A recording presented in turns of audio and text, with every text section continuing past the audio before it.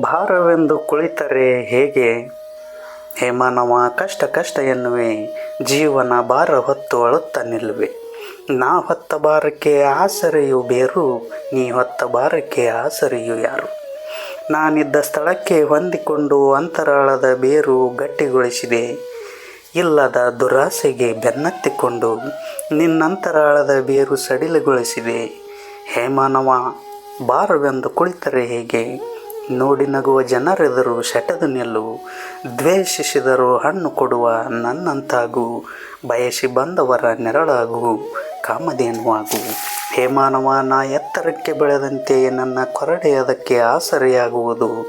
ನನ್ನಂತೆ ನೀ ಮುಗಿಲೆತ್ತರಕ್ಕೆ ಬೆಳೆದಂತೆ ನೀ ಹೊತ್ತ ಭಾರವು ಪಾತಾಳಕ್ಕಿಳಿಯುವುದು.